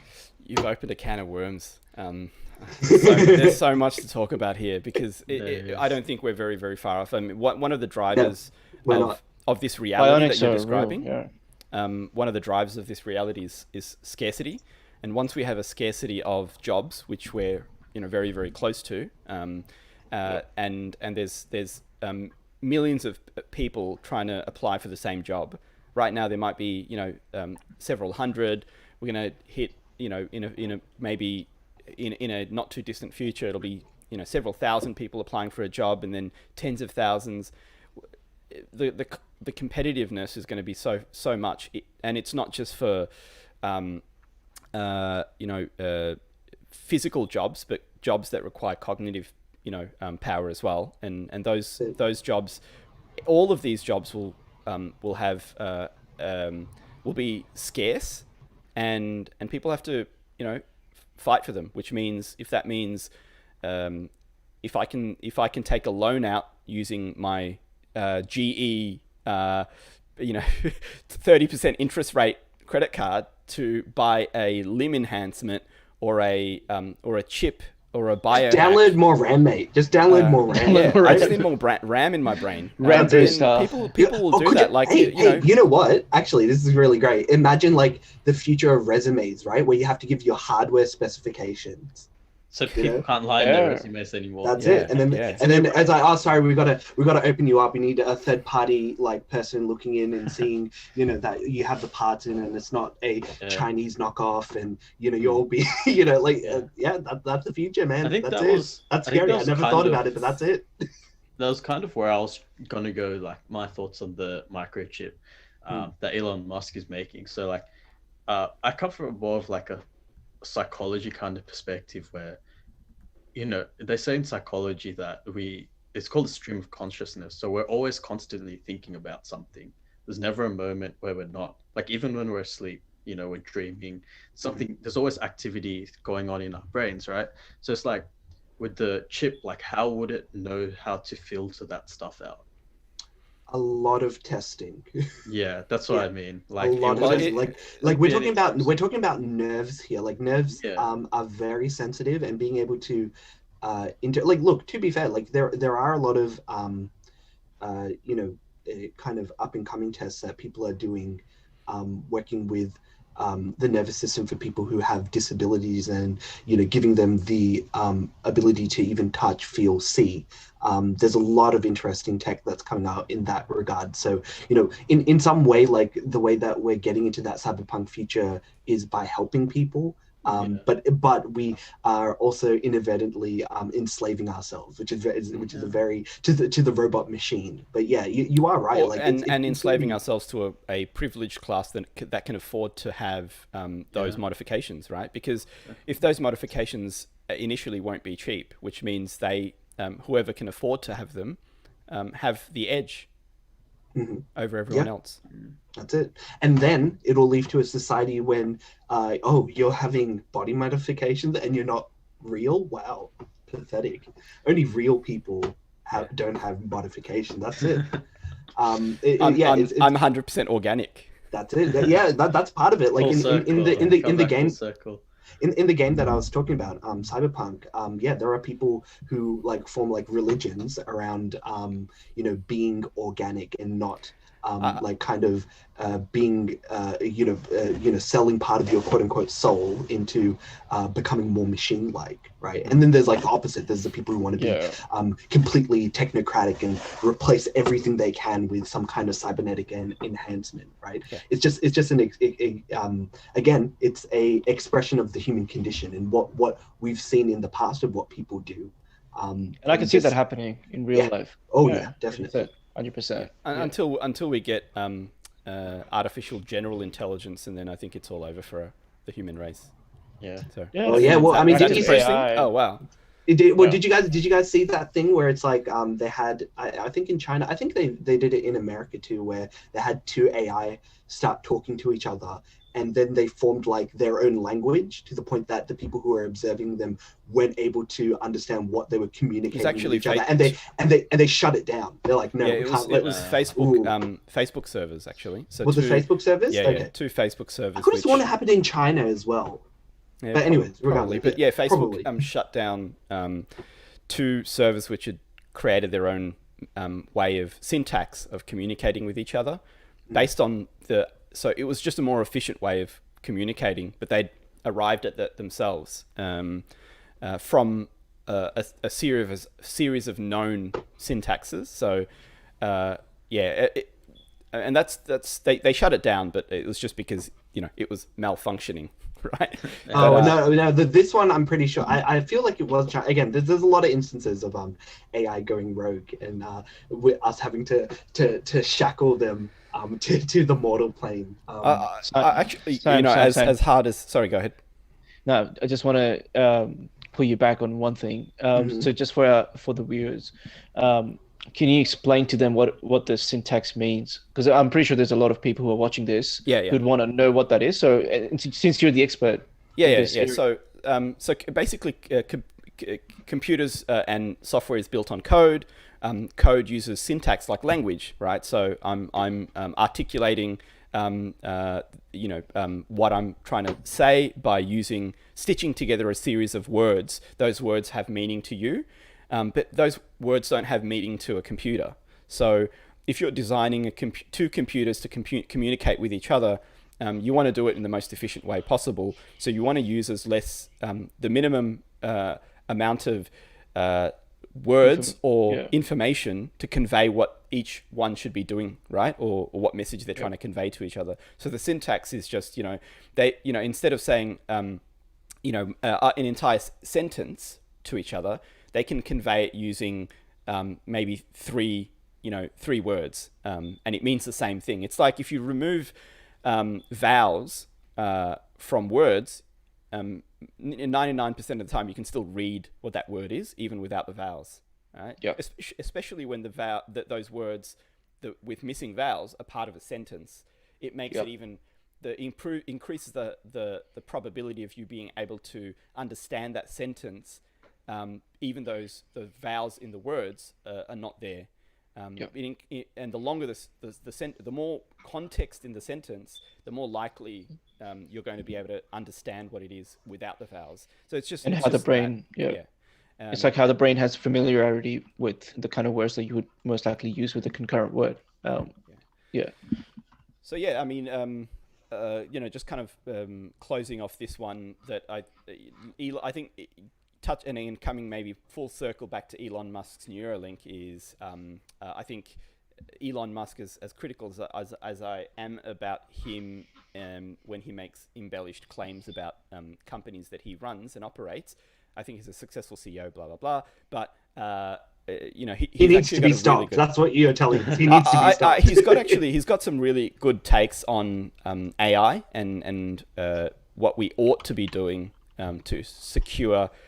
I think we all need to be comfortable with the fact that AI will be part of our lives, and already is, but I think artificial general intelligence, which means that you won't be able to tell the difference between that being an AI bot and a human being. Oh, what's that? Passing the Turing test. Yeah, Yeah, you can pass test. the Turing That's test. it. There we go. That's what I was and the bot, we're not far off from being able to generate a bot that can pass the Turing test. I'd say we're probably under a decade away from that, and which means it's some serious concerns, because Elon Musk has some really good I think good thoughts on the matter about what we should do to secure the future for humanity, living or coinciding with artificial general intelligence. And again, I say artificial general intelligence as a completely different thing to just artificial intelligence, which is just algorithms. Just a clever way of saying algorithms, right? Yeah. Excellent.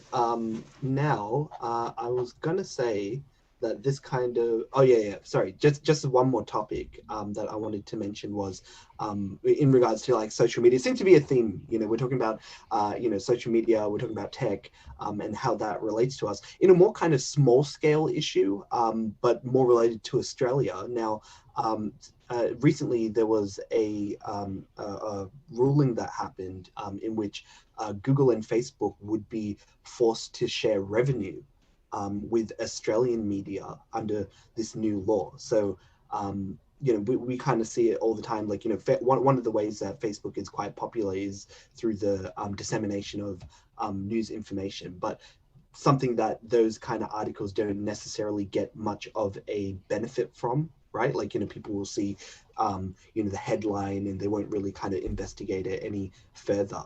But this is a way that Facebook has been using as a means for grabbing people's attention and using it as a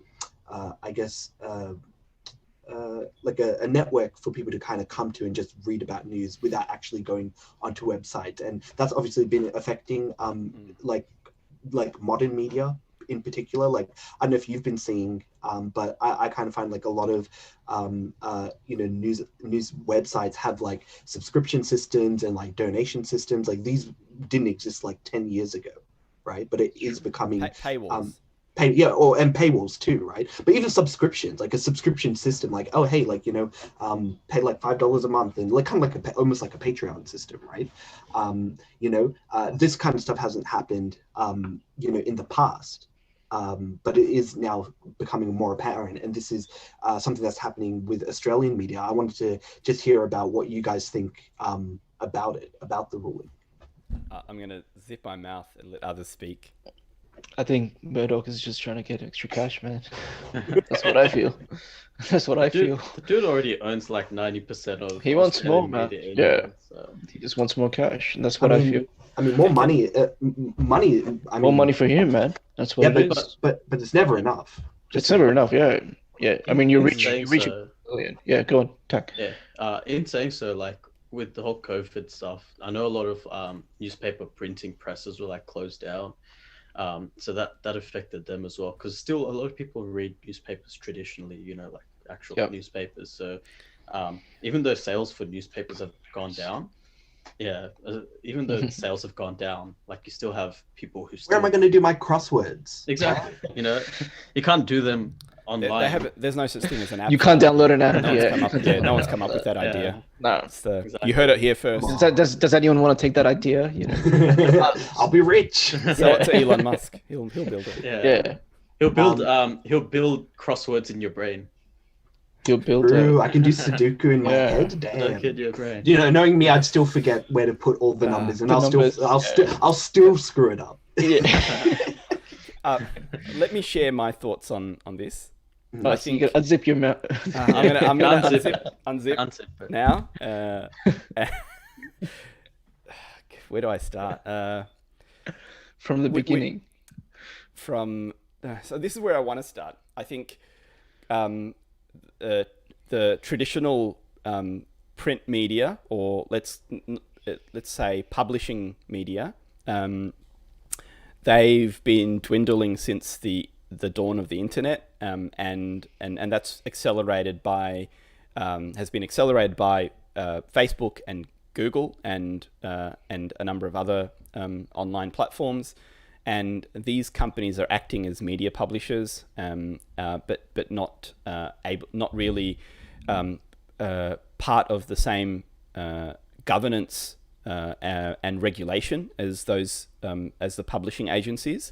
And so I think the problem is too many, since Google and Facebook now really have enormous power and ability to influence what people see and the information that they get, and because it's free, right? And anyone can produce content, publish that content, and there's no responsibility, because there's no editorial process. There's no responsibility on Facebook or Google to ensure that content is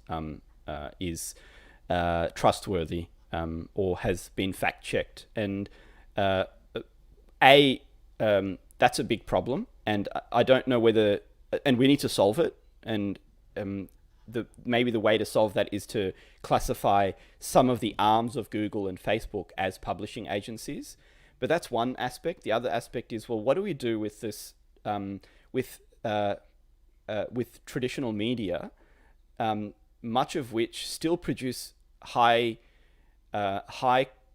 credibility content. And again, I'm not saying that they're always the same way. I'm a very, if you guys have followed anything that I've said in the past, you know that I'm very critical of mainstream media, but I would trust what they publish over what some random person publishes on Facebook and Google, because there's an editorial process. And if we don't save these traditional news agencies and publishers, then then fact checking and credibility we have to just all give up on.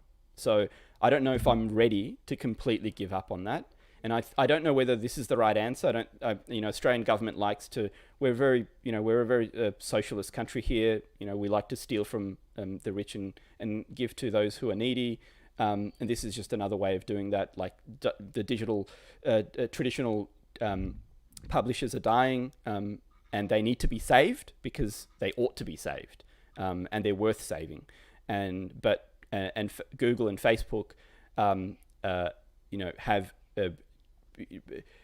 hundreds of billions of dollars of revenue, and often pay very little to no tax and produce none of the content, and have no liability or responsibility for the truthfulness of that content. So I think they need to be there's two sides to this. That those publishers, there's Facebook, Google, the like, need to be held accountable for what's on their platforms, and B, that we need to figure out how to save the traditional news sources, because they have an editorial process, and as I said, it's worth saving and ought to be saved.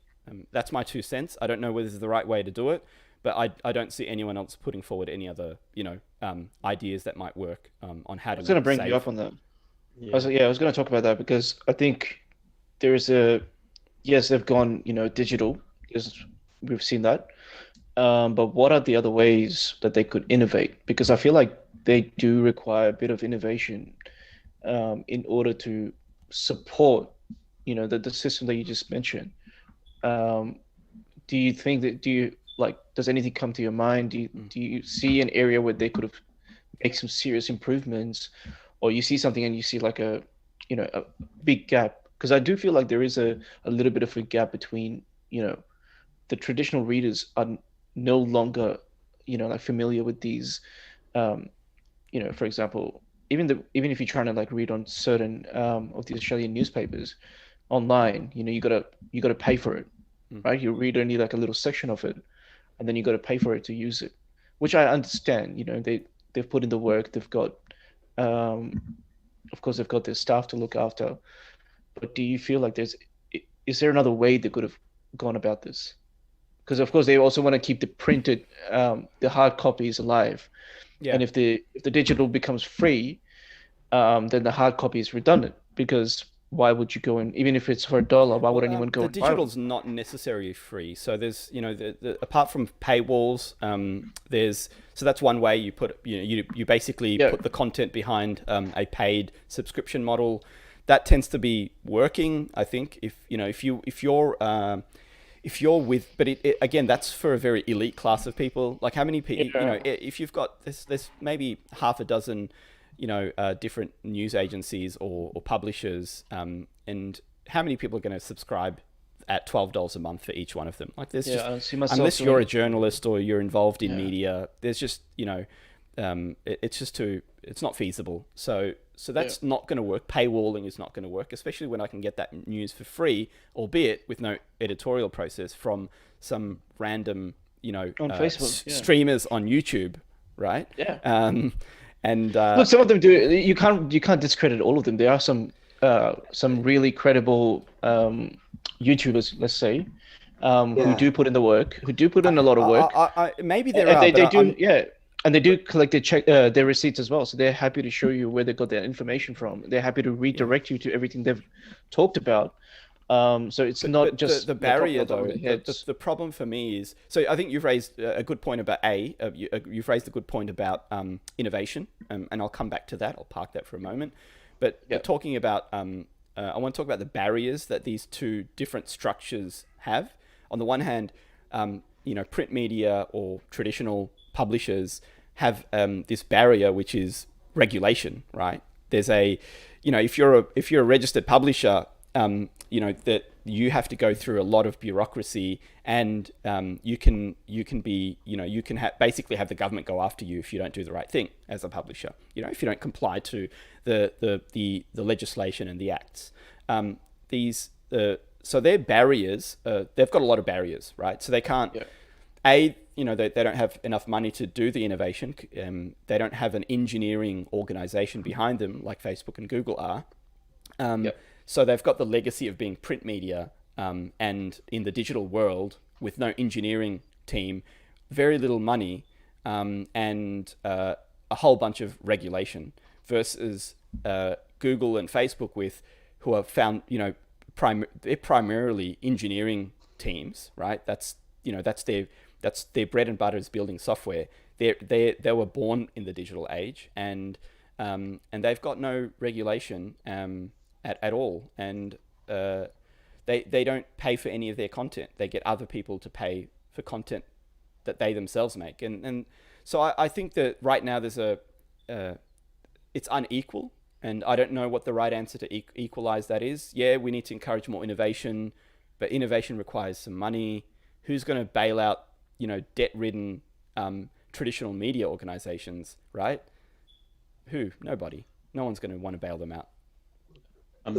Just to add to Simon Poe's point about like the paywalls and still trusting traditional media over like other sources of media at the moment. I guess the reason why they do sort of have paywalls and ways to kind of monetize it is not just because they're struggling. That is the biggest factor. But another factor is that whatever claims they do make, people will call out traditional media for being biased or, being this and that. But the fact that you can call out traditional media for that because you can backtrack like where they got the information from, where the source material is coming from. Whereas like, let's say you go on like Vox or something. I'm just, as an example, you go on like one of these other media services. It's really hard to fact check. The Daily Wire. Yeah. The Daily Caller. Daily Wire, that kind of stuff. It's like you can't, for some of their like outlandish claims or things that you don't agree with, it's hard to kind of call them up on it or find out where the source material is, because usually the source material just came from their head. Like it's just what they thought this morning and they write an article about it. Or worse, it's the source material they've twisted and they've filled it with a whole bunch of half-truths, and that's even more dangerous, right? Exactly. So it's hard to backtrack where they got the information from versus mainstream media. You can be critical of it because you can backtrack where it came from. Yeah. And if they're if whatever they've published is egregious enough, then the government will hold them accountable because they've breached some legislation. Whereas these new digital media outlets don't have any of that baggage to hold them back. So they can make whatever claim, say that they're an entertainment outlet, right? What Q&A is now, like Q&A Australia, for those who are Australian viewers and listeners, Q&A is now reclassified as entertainment rather than news, and that was done a couple of years ago for this reason, because some of the claims that were being made there was, could not be fact checked. So this is companies like Google and Facebook, as they've made enormous contributions to society, some good, some bad, many bad, and I don't know. We're not doing enough to hold them accountable. And how do we save institutions that have built trust and credibility and have due diligence? How do we not throw the baby out with the bathwater? Is what I'm trying to say. Well, I think I think you're completely correct that these institutions do need to. Well, you see, protected is one word, but I think it's like a combination of being like protected, but then also like evolving, right? Like it's just we don't know what that new evolution of journalism is, right? Because at the moment, like a lot of mainstream journalism has moved towards like yellow journalism, which is like kind of sensationalization. Because one of the best ways that you get people to engage in your content is through I believe it's anger and then excitement, right? So if you're able to make people angry, and if you're able to kind of get them with or get them with something that they're excited about, they're more likely to click on your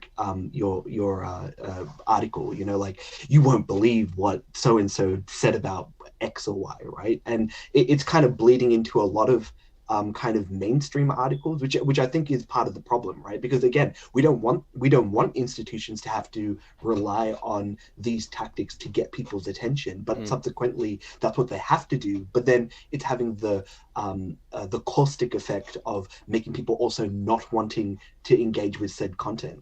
Susan Wojcicki, who's the CEO of YouTube, said in an interview that essentially they have to boost news videos on their platforms, like from quote unquote authoritative news sources, because people don't want to watch them.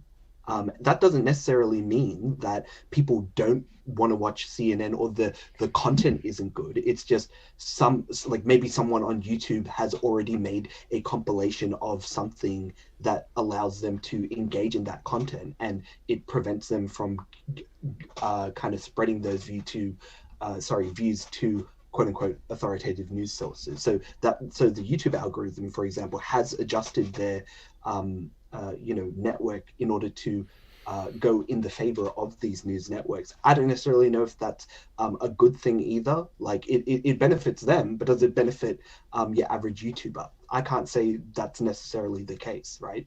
And to kind of get to a point, because I also wanted to point out, this is actually, so the fact that the Australian government has ruled potentially that Google and Facebook would have to pay Australian outlets money for using their articles.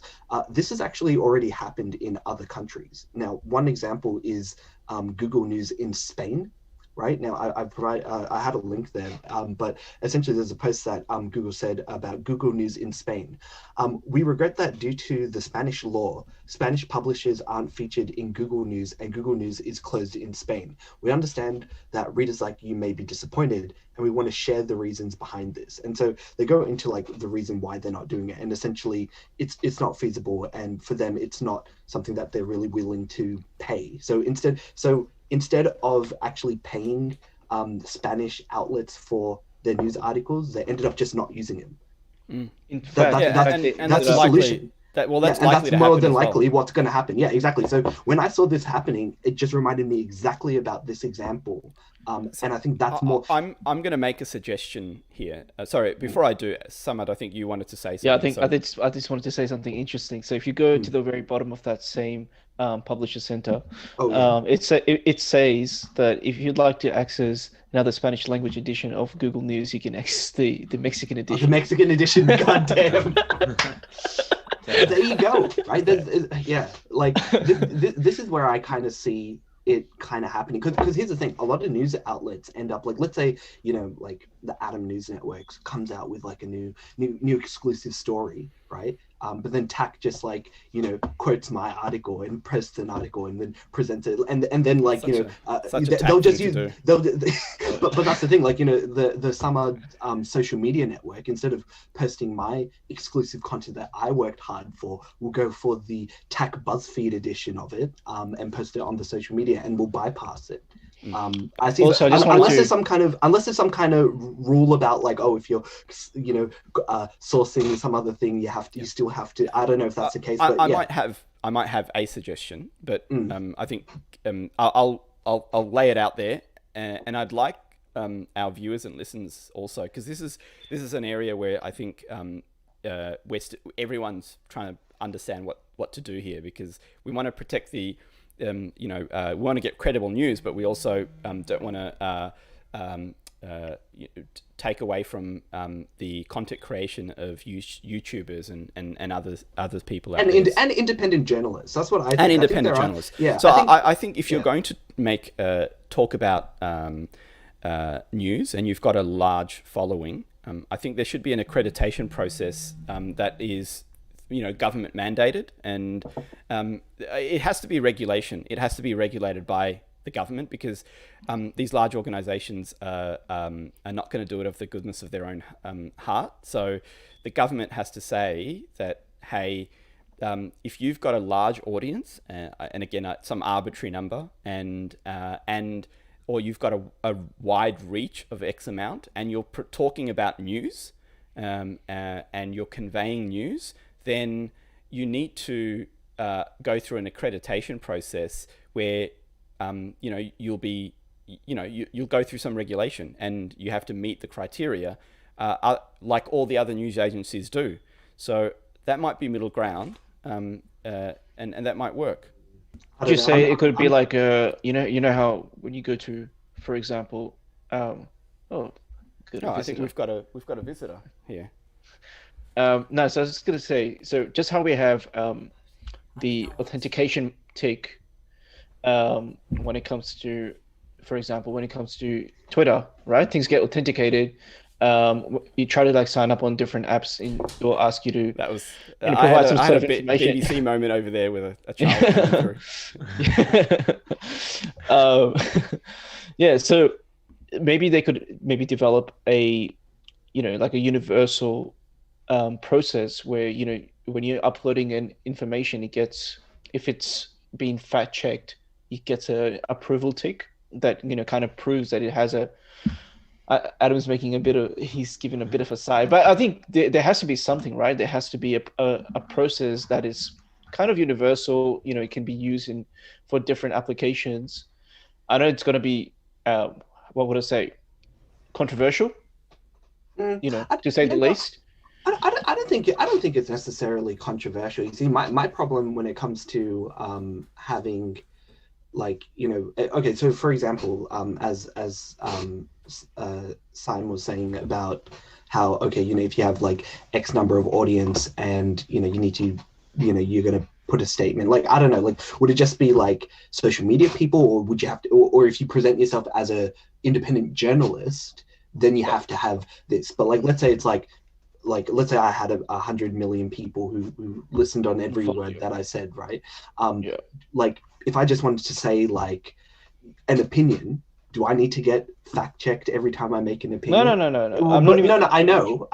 But it's like it's like, that's something that. I think I'm more talking about the published information. That's what I'm trying to talk about. Yes, you can do it. You can do fact checking yourself, but wouldn't it be nice if there was a process that? It would be nice. It would be nice, right? Who are the authorities that get to fact check? Yeah, that's a bigger question. And also, I wanted to put it out there for the viewers. If you guys want to get any of the, so we're talking about a lot of different things and a lot of different topics. And if you'd like, we can share a lot of this, the articles that we were referring to. On a platform, maybe you can suggest where we can share it with you. It could be on our YouTube channel. We can put it out there so you can kind of go back and read more into it. And then you can maybe express all of the stuff that we've talked about today. We have source material. We didn't just come up with it. Yeah, even stuff that, like, I talked about a few things that weren't direct. I'm back. He's back. So I had a BBC moment. I might have to go down in a moment, but I'll let you finish your thought, Adam.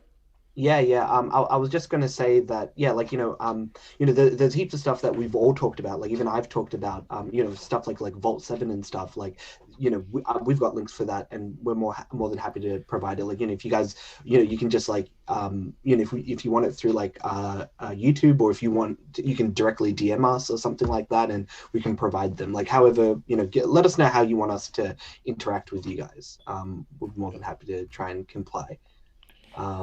I think it's all of our responsibilities to fact check each other and hold each other accountable for what we say. How dare you not believe everything how dare that I you say? believe? How dare you? This show is not just about indoctrinating our viewers. It's also of course not. But yeah, no, not yet. Anyways, not yet. But I think is that episode 2? Is it? We'll get there. But I think that's really important. I think like a lot of people do associate like whether they're celebrities with like an authoritative, like as an authoritative figure, like, oh, they, this is exactly what we were saying about like the Twitter hack, right? Like, people believed what their celebrities were saying, because they're like, oh, well, we respect them, I'm going to follow what they do, rather than having a second guess about exactly what they're doing. So if anything, like, what we say, always do your own independent research and look into some of the stuff we talk about and investigate it for yourself. But do you need to go? I do, but I know that there's a lot of other things we wanted to talk about today, so I'm wondering whether we cover that off in another show. I mean, look, the last thing that we were mainly going to talk about was coronavirus, but that's an ongoing thing. I think that could take a whole show in and of itself. We can push that. We'll still talk about that in 6 months. Yeah, exactly. I guess if we want to quickly, because we do have a special segment that we're calling TAC Q&A, which I came up with the name. Yeah. Maybe if we just tacky. Yeah. I got him. And this is yeah, can you explain the segment for everyone? Okay, so on our social media platforms, so mainly at the moment just Twitter and Instagram, I'm encouraging a lot of our viewers and just followers in general to maybe suggest certain things that you guys had questions about. It could be about anything, life, political stuff, could be about pop culture, could be about anything, and we'll try our best to answer like most of them throughout the coming episodes. And Those are the today, serious questions, by the way. yeah, Yeah. yeah, we've had some pretty shady questions. We've also had questions that although they are very good, it's not a good idea to talk about them just because of YouTube's algorithm, and we don't want to get shut down on our first episode. So, um, keep in Yeah, mind if you, I know what they're trying to do, get us shut down. yeah, So let's exactly.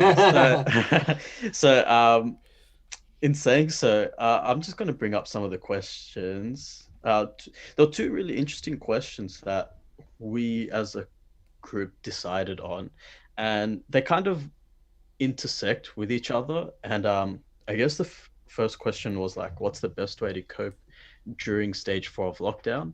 And just basic advice on self confidence and how to work on your self confidence. So who wants to kick us off? Who wants to start with stage 4? I think that's a very interesting one. I Yeah, think that's, stage- I think it could even impact the self-confidence as we talk about, Yeah. because it will take an impact on our health. Yeah. With of course, no access to the gym unless you have one at home. Yeah. Even restrictions on, how much you can, you know, go on how much you can exercise for outside of your, I guess, your dwelling. I think those two things can kind of like bounce off each other. But to start off with stage 4, I think a good thing that I would personally recommend is, pick up a good book, and it could be anything, but I would personally recommend pick up one that's on personal Yeah, Like I can do development. currently that. see. I'm Yeah, currently, there you go. I'm currently Dude, reading nice. Dune. Nice. Nice, The movie's nice. coming out. Getting That's prepared for that's the on my. movie. Yeah, Nice, yeah. man. Yeah, the movie, the photos look amazing, man. Oh man, it's kind of crazy that like how great that movie is, and the guy from Star Wars is in it, right? I Yeah, forget his Oscar name. Isaac. Oscar Isaac. Isaac. He looks great in that suit, and it just makes you question why they couldn't come with something unique for Star Wars. Just saying, just saying, saying. just Just saying. saying. But yeah, And as you were saying, yeah, and besides that, I think so I'm not sure what the demographic is like at this stage, when it comes to our show, but you know, if you're a religious person, whatever faith you follow, I would suggest, maybe start, you be more consistent with your prayer, however you pray. And you've also got meditation. So I would highly recommend, making that a part of your daily life, and also include some movement. So I think I'm guilty of that myself at this stage. I have become very stuck with work, and by the time I finish up, it's already so late, and I'm already so exhausted. But some early morning workout, before you start, grinding away with work, would be very beneficial. I think it will uplift your spirit. It will clear your mind before you get stuck into the rat race. So yeah, those are the couple of things that I would personally recommend. But yeah, definitely reading books. I think that could really expand your knowledge, and some self-reflection, can never be harmful. We always need that to look inwards before we look outwards. Um, so yeah, I think if anyone else wants to add on, would be a good time No, I think before Simon has to. you summed that up really well. That's words of wisdom. I'm probably the worst to give advice on how to cope with any of the stages of coronavirus. It's been a struggle for all of us. So, yeah, I think you've shared some really good thoughts there, Simon.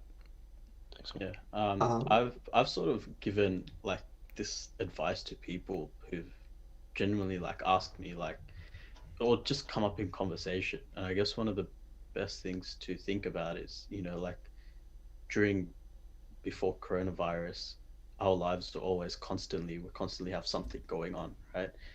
And even now, it's a confusing time before, because even though you had things constantly going on, you can still feel very confused. Like you're always working towards a deadline, right? You got to Yep. get this done, got to get that done. You don't really get time to just think. And that's, I think, the most beneficial or the most important factor is you have time to think now. And Mindfulness, I guess. yeah, yeah. Yeah. And any time that you get to just think is a time to reflect. And with everything going on, like self-reflection is important because we don't know what's going to happen even after this. Where are we going to end up after everything sort of after the dust settles, you know? So it's still important to just yeah, just have a think about what's going on in your life, where you want to be, but also don't. It's easy to get lost in your own mind, so just take some time to be in the now as well. Yeah.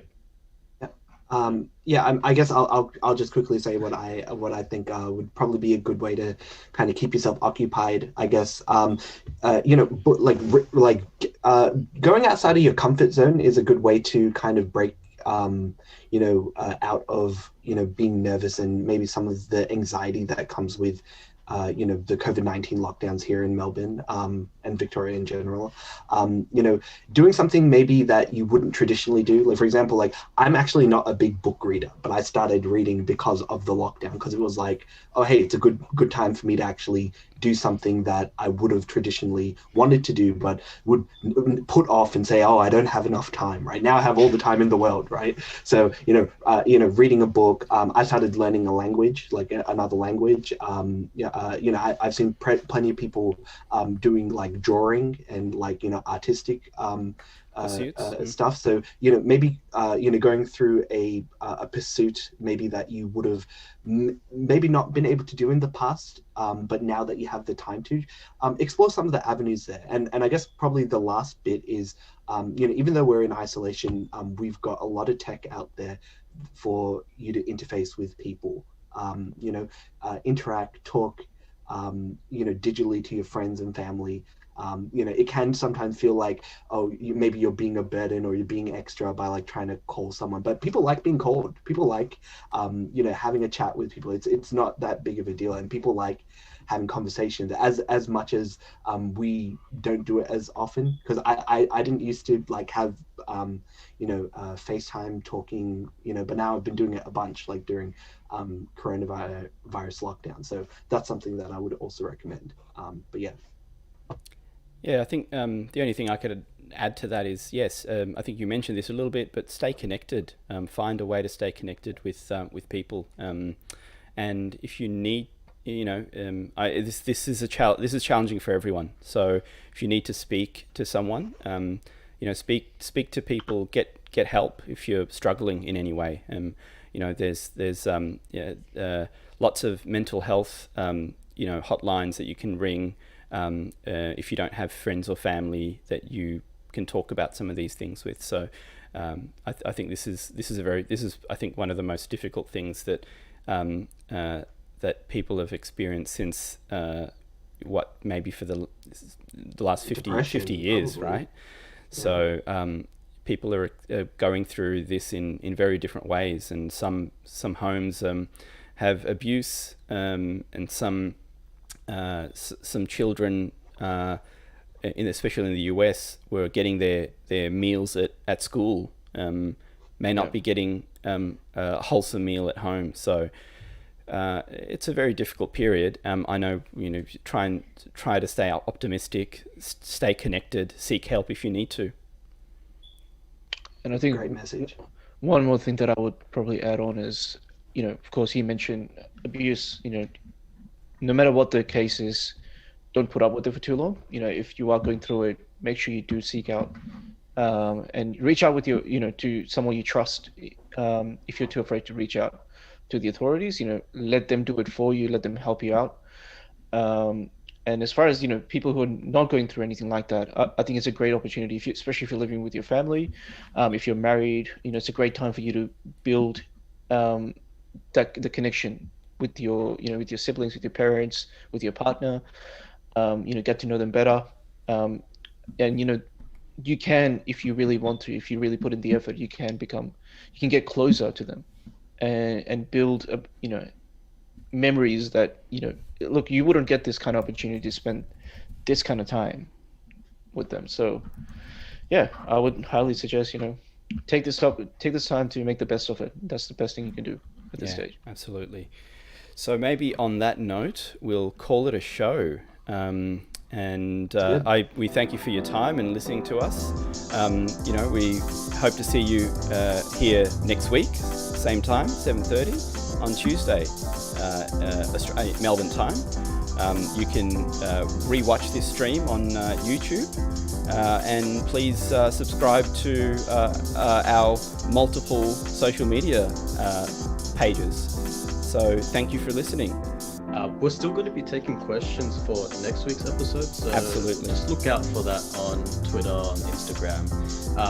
Whatever sort of questions you come up with, even from this episode, just give a shout out next episode, like on our socials, and we'll try and answer it next episode. Peace out, everyone. Definitely. Hope to see you.